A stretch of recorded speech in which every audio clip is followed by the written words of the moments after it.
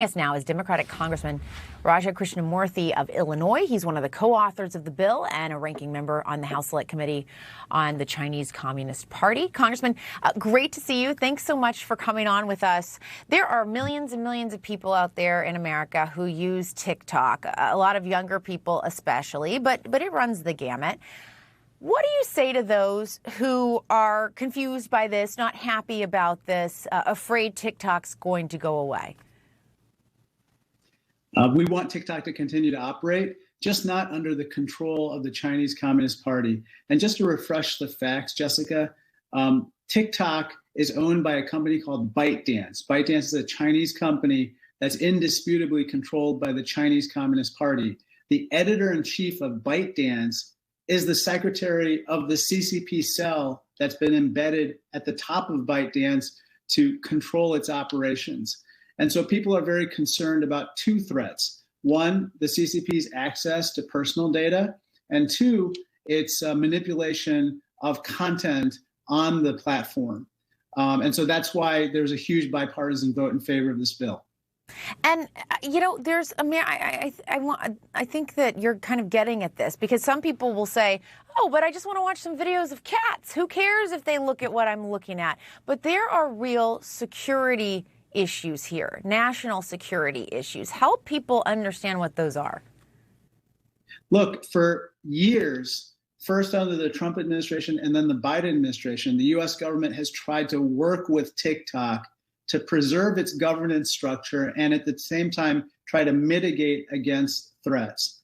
The problem was the plan that they came up with called Project Texas turned out to not be enough to mitigate the threats. And not only that, but the TikTok management made misrepresentations about that particular plan such that it really called into question the security of our data. The best example of this was they said American user data would not be accessible to people in China. That turned out to be false. It's regularly accessible from China. The second is this user data, they said, would never be weaponized against Americans. That turned out to be false, Jessica. Not only was it weaponized against Americans, it was used against journalists to surveil them because their coverage was thought to be unfavorable to ByteDance. And so this is when people on Capitol Hill got very upset and led to the passage of this legislation.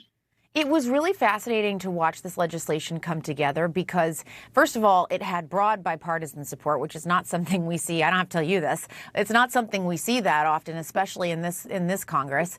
And it also moved pretty quickly, all things considered.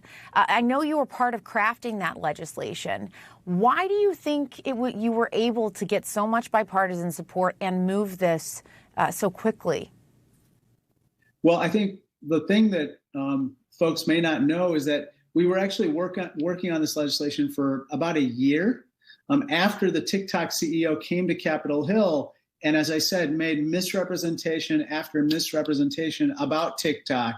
A group of us came together and basically said, look, we may have different approaches, but we've got to come together and kind of find the boldest common denominator, so to speak, of our approaches, and then bring the White House and the administration into the discussions to get technical assistance and then forge a path forward. It took about a year for us to kind of all get on the same page and get all stakeholders' input on it. And then we introduced it and you saw the result, which was very positive. Mm-hmm.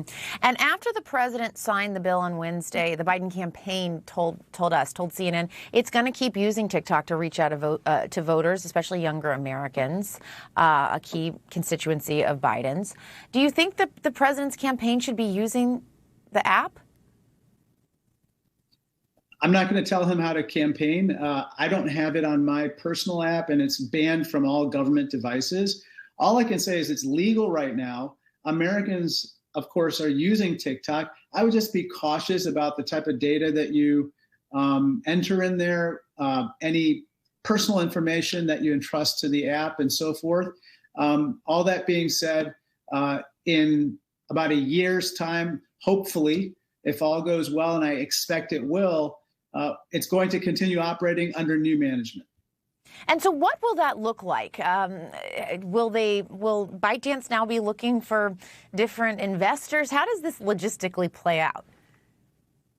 I don't know. It's going to be up to them, Jessica, but it could be, it could go public. The TikTok USA part could just be widely dispersed to shareholders across the world, and not be concentrated in the ownership structure that it is right now with ByteDance. Or it could go in any number of other directions. The U.S. will obviously have to approve the final transaction just for antitrust purposes. But the main point is we don't want the CCP in charge of this. Right. And I want to ask you about one more thing quickly before we let you go. You're also a member of the House Oversight Committee. We learned this week that Committee Chairman James Comer told one of his Republican colleagues he's ready to be, quote, done with the impeachment inquiry into President Biden. This is follows about a year of baseless accusations, no real proof that the president benefited from his son Hunter's business dealings in Ukraine. Does it surprise you that he has said this, that he's ready to be done with it?